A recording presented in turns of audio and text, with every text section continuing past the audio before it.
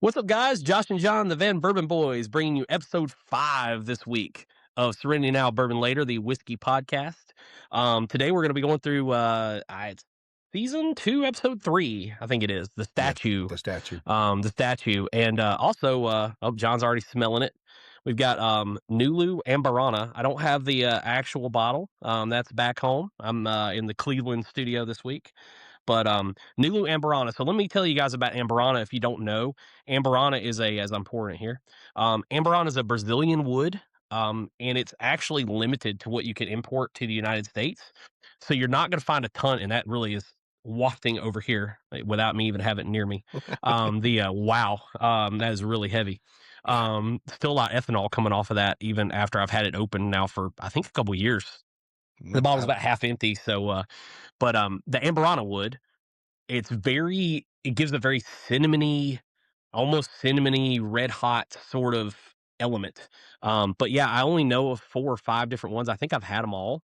Penelope Rio being the big one. Penelope Rio is also finished in honey barrels. So Penelope Rio is, and we're going to get into that on another episode for sure. Because I actually have a store pick Penelope Rio that I eventually want to open that's a higher proof that I'm really excited about. Like high Uh, proofs. yeah, we do, we do. Yeah, this is from Nulu. It's a Louisville bourbon company. There's an area of Louisville just east of Whiskey Row. Me being a Louisville boy, called Nulu. It's like New Louisville, and this is they base their name off of that. So this is the Nulu Ambarana. John already taken a taste there. No, What you already got some? No. no, but the scent is. I mean, like just getting the smell. It smells much better as it goes. So I'm actually really Yeah, impressed. that cinnamon really comes off on the nose. Yeah. Very much so, and the ethanol's kind of gone. I think for me, just pouring it like it was Yep. wafting over here, but it's gone now. But yeah, get All into that. right. Give me a little. Oh, did you get a sip there? See what you think there, buddy. Before we get into the Seinfeld episode here. All right. Yeah. If you're on the audio version there, John's making his faces. Yeah. It definitely. I mean, we haven't had this in a while. I haven't had it in a while, so it's Yeah, definitely the smell is much better. Oh, there's more taste coming in the back too. there you This is a go. lot more complex than I had originally had. So really good. Really Yeah, impressed. it's a lot stronger the Ambarana than Rio. It really is. I think Rio, Mhm. that honey, that sweetness, kind of you get the cinnamon, but it's not. This one is really Ambarana in the face I'm of getting all of the licorice ones I've too. had.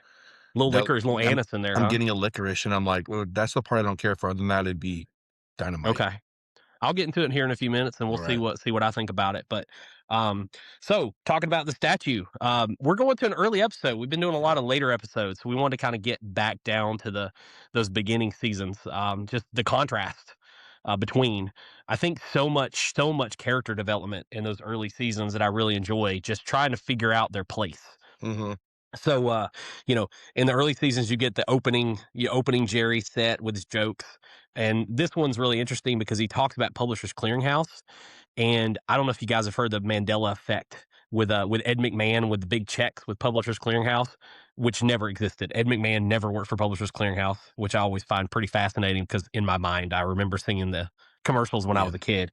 Same. But Jerry pretty much talks about Publishers Clearinghouse and how it's just a big giant scam and that nobody wins and that sort of thing.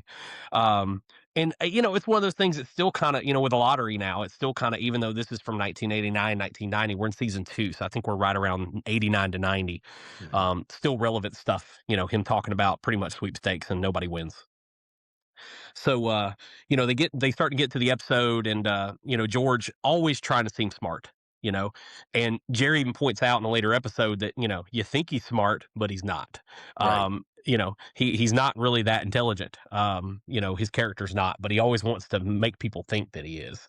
Right. So of course he busts out the word anathema and, it's pretty much that, we're going to be talking about Ray, who's going to be cleaning Jerry's apartment, and that he's a student, and students don't like to clean. It's an anathema. Like they hate it. But looking up that word, it's so much heavier than that. Like it is, but it's a level of detesting that is just above and beyond. Pretty much, if the Pope excommunicates you from the church, you're an anathema. It's like you're such a detractor from the religion that you're excommunicated. Yeah, 'cause So that word is very heavy. but I Spiritual was never level, known. yeah. Yeah, and never have I heard that word before then or since or any other time except for George Costanza and the anathema. But it is a word. I had to look it up to make sure. But yeah, it's a word. Classic George trying to be smart or pretend to be smart or pretend to be something of an intellect at a level. And yeah, like you said in another episode, Jerry starts to kind of call him out on it, kind of illustrating their bond and how long they've been friends and how much he knows George. He like kind of calls him out. So I was just getting a drink of the Nulu there. Not much on the front, Wait, just really. give it a minute. Well, I know it's there. It's coming in. It's coming in the back. But man, on the tip of my tongue, not much going on at all. Surprisingly enough, I feel like maybe Rio that honey sweetness is what you get at the beginning because I'm getting the Yeah. Ambarana at the back. And, I think you talked about that licorice anise flavor, Hmm. and maybe it's because you said it, as we always talk about, you put things in people's heads, but I'm kinda Guilty getting that too. guilty Yeah, knowledge. But then every time I sip this, it tastes different. So it's actually, I'm pretty impressed with how complicated it can be. right. I'm kinda glad to hear that because Yeah. I know when we opened this bottle, you weren't very impressed with it at all. No, no. Yeah, yeah, and I've got like I said, we got Rio, there's a RD1 Ambarana, which I will never be Nope. trying. No. We've had the RD1 base, and it felt like a mistake, and so I'm done with that distillery. Sorry guys if you're ever watching this, but if you wanna send us a free bottle of your Ambarana, we will review it. And we will be honest, but we will review it for you. Yeah. I did not like your base product, but maybe your finished whiskeys are a little better. And also, I know Starlight has an Amberana that I also have that I enjoy, not as much as Rio still. This one, yeah, not much on the front of the palate, but definitely very complex on the back. So, a couple times in this episode, Jerry or Elaine, there's people smoking in public, and I think it's pretty funny that we're hitting sort of 1990, right? You can still smoke in restaurants, you can smoke in buildings. It's more the mid to late 90s where that kind of became a not thing, Yeah. and so. That Jerry during the series allows, and I get kind of letting Kramer smoke a cigar, but that he allows a random a random person to smoke in his apartment. I don't understand that because you can't think that Jerry would want that. No, you can only say, like, maybe he's trying to be polite. That's the only thing you can attest it to it. Yeah, because her boyfriend is going to clean his apartment. So shortly after that, we meet Ray. And I know you wanted to mention, the cleanliness of Jerry's apartment and how he didn't clean it himself. Those particular things. Yeah, I found it a little bit weird because I mean, you know, rem jog my memory here, lack thereof, where you as the show goes on, we're obviously pointing, it's made very evident to Jerry being a clean freak. At this point, I don't know where we stand on that, but Jerry wanting to have somebody come clean the apartment seemed a little bit weird because he himself is a clean freak. He wants to do it himself, but they point out specific things as to how he cleaned it and how impressed he was. The peephole getting Windexed to me seemed like a very simple task. If he really wanted that clean, if it were Right. dirty, why didn't he do it himself? I can Right. understand not moving the fridge maybe to clean behind it, but there was things I was like, if he knew it was dirty, why didn't he just clean it himself? Agreed. Agreed. And I think it's funny too because in another segment, he has another because early in the show we were concentrating on Jerry's stand up. Later in the show, that kind of went away. So I feel like that was more of a Larry thing to want to do that, like remind us that he's a comedian, even the episodes where we really don't talk about him being comedian. And so, I don't know about you, but when I was a kid, we'd have a maid come like maybe once a month, not often, but we had to clean for the maid. And almost Jerry, like you do think of his apartment being super clean except for those things. And so, same thing, we would clean so the maid could come. Like we had to pick everything up, pick our rooms up, you know, all that stuff so the Yeah. maid could clean. It's like people are embarrassed to have a maid in the first place. And Jerry's sort of that way until after Ray cleans and he can't believe like how much cleaner his Hmm. apartment is. Yeah. Um, and of course, at that point, we haven't really even discussed the statue, but you know, um, I think you pointed out too that so they bring the box up. It was his grandfather's, and Yeah. Kramer gets the clothes, and Kramer actually wears those later in the episode, right? Yeah, because out of the box, obviously Kramer and George both wanted the statue, even though I mean Kramer kind of called dibs on stuff. But what Kramer did get out of it, which the Inkadink situation kind of to this day, I don't know what Inkadink. I don't know the rules to Inkadink, but I've never played Inkadink either. yeah, Kramer gets gypped out of Inkadink entirely. But what he does get out of him is some shoes, tube socks, and a suit and a hat. So and I didn't never until watching it this week did I realize that those were the attire that he wears later on in the episode. That's great. And of course, George gets the statue and the whole thing about, was his parents. And we've talked about his parents now maybe twice in the series up to Mhm. this point, maybe even three times. I know they come up multiple times. We don't even meet Estelle till season three. So, they're already setting up that they're going to, I wondered at this point if they had thought about casting because I know Estelle shows up first and then Frank shows up later, a little Mhm. later. And so I don't know if they'd already thought about casting, but this sounds like, even though we haven't met her, this sounds like Estelle with the Yeah. roasted. She's going to make the roasted potatoes, and Yeah. they were obsessed about the statue and just Yeah. weirdness. But it's funny too because I mean, I think it's actually really intelligent of the show as it develops because you're still developing those main characters, and as Right, you develop them and their little quirks and everything, then you have to have parents or those support actors that can explain. Oh, well, that's why George is another piece to the puzzle, as it is, um, right, etc. So right. Um, so yeah, and I tried to get some info on who the statue or what the statue is. I couldn't find anything. okay, So it's just a blue dancing lady. That's all there was. I don't know where it came from. Maybe you guys know or have heard. Put it in the comments, please. We'd love to know because I like these little nuggets of information that I yeah, might not know. I dug for 20 minutes and could not find where they got the statue from or what it meant or anything. hmm So I'm assuming they had multiple. I'm assuming they just didn't break the one they had and were like, well, that's it. That's the only time we yeah. could film that. If So it's some actors like, random thing that they thought do a show over, or was there some Easter egg to it? Yeah, let us know. Yeah, that'd be great. Anyway, so they finally get to, Ray and Rava's apartment and the statue's there. So if you notice around their apartment, there are tons of knickknacks.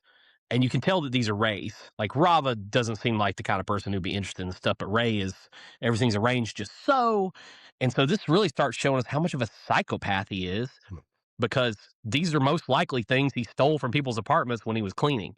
yeah. Of course, we have the statue, but lots of other stuff, and so I feel like it's like his trophies.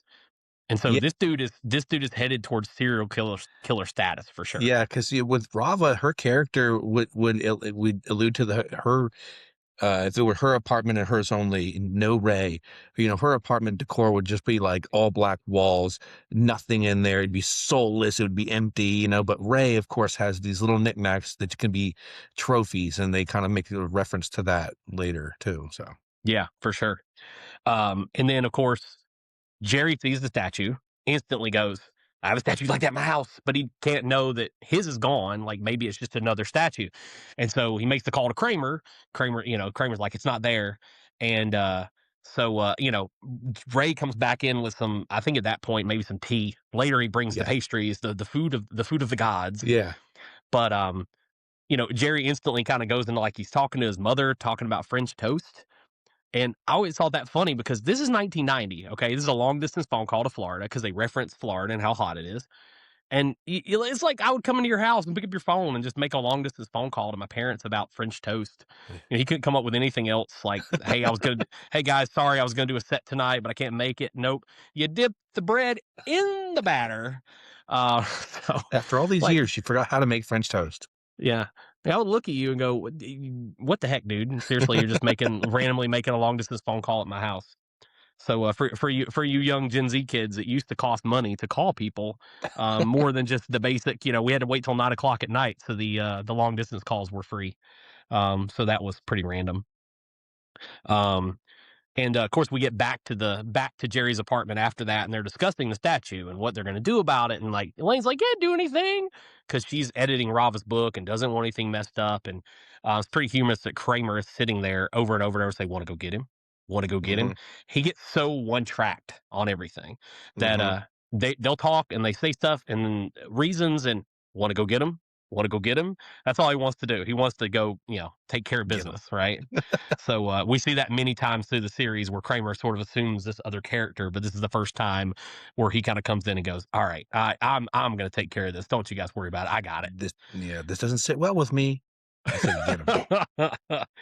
And this is to me one of the first episodes where Kramer and Elaine are not side characters. They're really getting implemented. I think early in the series, especially with Elaine, they weren't really sure what to do with her. because she barely appears in the first 2 episodes. Mhm. And we knew she was a romantic interest of Jerry's from the past, and I don't know if they really knew what to do with her. Kind of funny when they're making the sitcom later, they're like, "We don't know how to write for a woman." That's exactly my Yeah, point too, yeah, that they're illustrating that the show within the show, right? yeah. There you go. And so I feel like this is one of the first episodes where they're almost equal parts. It's very much a George episode because of the statue and his passion and the roasted potatoes and all that stuff. But it's definitely implementing those two into the episode of, we're not just side characters, we're going to be part of the main story. So I enjoyed that too, that we're starting to see them kind of become, flower into who they are. Right. And multiple times during the episode, we see how much Ray is a psychopath. Um, of course, early in the show, he's just so like happy more than he should be. He's a student, he's cleaning an apartment, but it's a ritual. He's just a nut, and he's the perfect convex to Rava, even though she's also kind of a psychopath. Mhm. When she's smoking in the elevator with Elaine and can you put that cigarette out? I'll put it out on your head. I will Um, put it out on your face. Put it out on your face. Yeah. So, they're both kinda together as psychopaths, just Y different. yeah, But very, symbiotic relationship there. yeah, and Ray sorta makes that turn in the diner where they're accusing him of stealing a statue, which I find it funny that they never get him to admit to stealing a statue, but, Mhm. I mean, dude, like, there's no other choice there. I don't get why, it was in as Jerry says, "It was in my apartment, now it's in your apartment." And so Mhm. he never admits to it because he's just, I'm going to take it and I don't care. It's my trophy for cleaning your apartment. Instead of saying, I took it and you can't do anything about it, he's just, denying it because he's a psychopath. Mhm. And so, you get that part. But of course, in the diner, when they're accusing him, he sort of makes that turn. He makes Yeah. that sort of evil turn and I didn't look up this actor's name. I've never seen him on anything else that I can think of. But, he's very good at making that turn of like, I'm gonna screw you up, man. I'm gonna screw you up if you don't stop. Yeah, like a So serial killer's been caught, and he's getting yeah, cornered. exactly, Yeah. exactly. Um, and so we get back to the apartment before the final, before Kramer comes in with the statue, right? And I always think it's funny. We've talked about how they always need to find something to do. They need to eat something. They got to go do something. Get in the fridge. Yeah. And so in this one, I don't know if they discussed it, but Elaine gets out a pint, not a pint, a half gallon, which back Yeah. then ice cream was still in a half gallon of Briars, and it's like half full. And you almost get I know it's not product placement in season two. Nobody's paying them at this point to throw Right. Briars in the screen. It's just what ice cream somebody went to the store and bought. But it's like half full, and she just chocolate syrups the thing like crazy. Jerry's standing there, says nothing, even though, in future years, he definitely would have looked like, what the heck? And she just starts eating it. She's not eating that whole half a half gallon of ice cream, but, No, it's I just think something for her to do. And like she's talking and just chocolate syrup and the thing like crazy and just yeah. eating straight Yeah, out and of the that's tub. I guess it's just the only thing to explain is sort of is it's just kind of alluding to her mental state, her emotional capacity right now. Like she may not eat it all, but that's where she's at. She's determined to do so. And I think maybe even again, I'm just kind of being presumptuous here is that maybe even Jerry understands there's right now is not the best time to even address her. She's obviously emotional. I don't want my head bitten off, so I'm just gonna let her have that ice cream. There you go. And so, of course, going back to Kramer going over to get the statue, this is the first time we do see him, doing that side character of, I'm going to be this cop or this doctor, this lawyer, or whatever he's going to Hmm. be. And so when he knocks at the door, Ray is caressing the statue. I mean, caressing it like it's his precious, Hmm. like it's Gollum in the One Ring. Yeah. And so, you really, really come full circle on that Ray's a nut. I mean, just an absolute nut because this is more than just something he took. So, of course, Kramer goes through the whole thing, gets the statue, and then we get back to the penultimate scene in the apartment where he gives it to George and blah blah blah, and then of course Kramer smacks him, and there goes the statue. So, good wrap up of an episode. It's one I really enjoy. It's not one of my top tier, but Hmm. it's definitely I picked it because it's an earlier episode that I want to kind of get into. I have some earlier ones that are bigger than this for me, but I want to kind of save those for a little bit. But, yeah, I love this episode a lot just because it's that good it's fantastic writing, it's that good wrap up where, it's funny, but it also makes sense. It's one of those, like, we went through this whole thing, he gets it back, "I've got the statue, I'm coming for the roasted potatoes," and Kramer, the guy who saved him, screws it up. Yes, yeah, I think that's where also too, it's a very well balance of all the characters, it's not just a very one-sided or two-sided. There's 4 characters, even involvement. I very much like how Kramer gets the suit out of the box, doesn't feel too gypped, cool, it's a score for him, he doesn't really care for much, and then he's wearing it the very clothes that George kind of left him with to go get this out to get the statue back, playing a Yeah, detective or whatever, and yeah. then, pats him on the back, and, of course, George holding his precious this whole episode is over. He's not holding it hard enough, and it goes flying and breaks. One little smack on his back and it's Yeah. broken.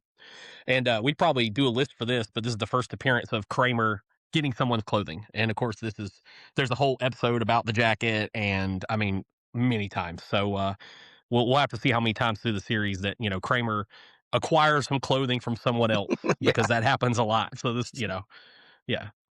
Anyway, so since we're wrapping up here with the statue, what do you got for a rating here, my friend? See, on the show itself, again, it's pretty well balanced. It's got good character development. You start to see the directions each one of the characters are going in. There's no longer just a support role. And then they all intertwine as well. It's pretty relatable. What you start having but then they never really divulge as to what really happened from the statue. Where did it start with? Was it stolen, etc. A good writing. But it's still, again, it's not my favorite. It doesn't jump out at me. Gonna give it 6.2. Okay, I'm very close to you. I'm a little higher, slightly higher. I don't think we're not gonna hit Bubble Boy territory here. Bubble Boy, our first episode is still, which still surprises me because it's not one of my favorites, but after rewatching it, I just enjoyed it that much more. Hmm. So you said 6.2. I'm gonna do 6.5. So we're Okay. gonna be a 6.3.5. Pretty close there.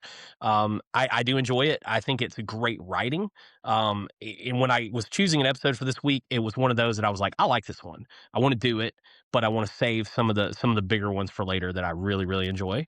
Okay. But I enjoy how these earlier seasons the writing was so important. They couldn't Hmm. rely on the characters as much because we didn't know the characters that well. That's a great point. We didn't know Kramer that well yet. Yeah. And so that, they were able to really have this good piece of writing and sort of say, okay, we really need to pull Kramer in and give him that sort of side character. We want the zaniness of him going, I'm going to take care of everything, Right. and so, yeah, I enjoy it. So 6.5, 6.35. Cool. So Bubble Boy's still number one on our list at seven So far. four, but Yeah. yeah, we're in the sixes. Like I said, well, like we said before, we're not going to be these Gen Z kids where we got 12 out of 10 on stuff. But there is there are no more Seinfeld episodes ever coming, so we're at a finite level. So we're gonna get up to the close. I have a 10 in my mind that's coming. Yeah. John may pull it out. I may pull it out. We never know. Yeah. But yeah, we're definitely gonna get up there. Bourbon wise on the Ambarana, the Nulu Amburana. Um, eh, Yeah. I don't think I liked it as much this time as when I last had it. Mhm. I don't think it's got a whole lot on the front. I think it's a whole lot of Amberana. It's all there's no bourbon there to me. It is all Amberana wood. Yeah. If you like that and want that cinnamon red hot, here it is. I mean, this is exactly if you want. Oh God, I don't want to call it, but if you, Um, it's not Fireball. It's not that syrupy sweet, but to me, it's like that level yeah. of cinnamon. It's a lot of cinnamon, which I Okay. enjoy, but I want a little bourbon in there too, Okay. and I'm not getting it. I mean, I'm gonna take a little sip real quick. Give me your thoughts while I'm taking one more sip. I think see, that's the crazy for me, it goes the other direction. You knew I wasn't a fan when we first had it. And, right at the start, you were just reminding me because what is my memory if not but gone? So, no, I'm actually a lot more impressed than I was the first time. I had that its complexity is amazing. As I drank it, it was just divulging more character, more taste. But the question is, would I buy it again, or what would I Yeah, pay for it? I get what right. you're saying. I love the cinnamon, but then I do get this weird licorice taste. At one sip, I felt like I maybe tasted baby food. You know, when's the last time I had baby food? Not recently, so I can't. The comparison there is a little odd. It's weird, but I know I wouldn't buy it again. It definitely I give it kudos for its complexity. Right. The Amorano, I never really related it to Penelope Rio or some others because I guess because this one has so much to it. But I have a score in mind, but I'm gonna let you go first on this one. All right. I love that baby food. I don't think we're gonna find that on some tasting notes of a No. Nulu Amburana. Straight baby food. And like I said, I don't want to crap all over it too much because I like Nulu as a let me get that out of the way. I like Nulu as a distillery. I like a lot of their products. I have a weeder that I enjoy. I have a double oak that I enjoy. I don't hate this. I just feel like they just overdid it with the wood. I think they left it in the barrels too long. I think half the time would have been better with maybe some sort of sweetness to it. It doesn't give that cinnamon toast crunch that I get out of Rio. I'm going 4-4. It just yeah, Okay. less Okay. than average to me. I love how we flipped because I remember last time you hated it. Yeah. I get nothing on the front of my palate. I Yeah. mean, nothing. When I put it in my mouth, it is water. Until I get it to the back of my tongue and get the finish, and then I get the cinnamon, there's nothing on the front. Like, I want a little bourbon, a little oak, a little something. Right. And, I mean, I nose it, and then I get it in my I get it up to the front, and it just sits there as water until I swallow it. So Okay. I can't go 5-0. If I got a little bourbon on the front, I think I could get a little higher because I do like the finish because I do like the Ambarana. But yeah, I'm 4-4. All right. Yeah, I mean, I told you my thoughts on it, and I would not go seeking it out again. That's just me. It does invoke some curiosity for me because of how much it does change as you Right, drink it, or from bottle to bottle, or from one year to the next, what have you. But I still right. got to go low because of that. The palate that I get, which again is not a professional connoisseur tasting a baby food, but that's what I get. I'm gonna give it a 4.6. 4-6. There we go. We're really close this week. Yeah. And like we told you guys before, we don't discuss these ratings before. We may say some comments, but we don't actually throw out our numbers until we're right here with you. So Yeah. that's an easy one for me to figure out. No crazy math. 4-5 between the four Yeah. four and the 4-6. I think that's going to be lowest. I Yeah. believe lowest on our list because I don't remember giving anything below a 5 here. Episode 5 in. So Yeah. yeah, Bubble Boy and then Stag from last week, episode 4. If you guys want to check that out, we did Stag Junior, Yeah. as it used to be called last week, and pretty much told you how much we love it. And I got a 9-3, which I think that's gonna be on top of the mountain for a bit. I do have Yeah. a couple around that I know will eclipse it eventually, but those might be a while. So keep getting used to us talking about Stag and how it's on top of the mountain for the moment. But Yeah. yeah, not probably my least favorite Ambarana out there. It's unfortunate, but we'll bring Nulu back. Nulu's going to come back and Okay. come back stronger. So Yeah. Nulu guys, if you're watching this, don't worry. We're not. I just and honestly, you may have had future batches where I don't know where they went. Let's tone it down a little bit because I think half the Yeah. time in the barrel would have been better because I'm just overpowered. I'm overpowered No. by Brazilian wood. That's a good point. I mean, this to me right now is at the bottom of the list of what we are tasting so far and where we're at, Right, with the bourbon we've right. had. Of course, RD1 is beneath that, and to ever make an appearance on this show, it will not, um, in my opinion. But, we'll I mean, see. like I said, RD1 guys, come back and send us something or send us a comment and say, hey, we'd like you to try this one or that one. I know they have a few finishes. We had the base product, Yeah, and I mean, we never know because the person who handed us a sample, it may have put comics in it or something. We don't know, but that was, baby food comics. That's maybe what I'm getting from it, but did you say we'll see. comics? Comics, like the cleaning, like Oh, cleaning oh, material. oh, oh. Okay, I got what you're saying now. Yeah, I was like comics. I was like, yeah, Marvel. You put some no. Marvel and some DC in there. Baking soda, Okay, you have it. Yeah, there was something weird with that. So, I mean, I'm not going to completely write it off. I will say that much because let's try it out of the bottle. Let's try it another time or something like that. But the sample that we were provided by a third party, it could have been bad glass that we was not cleaned. I don't know. So we'll just hold off on my reservations right now. Let me check that. okay. You gonna be first in RD1 for us to try out? Yeah, I will spring for that. All right, John's gonna grab an RD1 Ambarana for us in future weeks. We'll save that one for like episode 20 or something. We'll save that one for a while. But yeah. Anyway, I think that wraps it up. The statue, if you're watching on YouTube, fantastic. Please click that subscribe and like button. We're trying to get some, get some viewers, get some, so we want to continue doing this, but we want to Mhm. see some interest. So if you're watching us on YouTube, fantastic. If you want to listen to the audio, we're on all the podcast platforms, Apple and Amazon and Spotify. So check those out. I also upload on Instagram. We are Serenity Now Bourbon Later everywhere. So wherever you want to find us, click those likes, send some Yep. comments. We Throw want up to a comment. interact. Absolutely. Interact with us. Yeah. Let us know what you think, what you'd like to see, etc.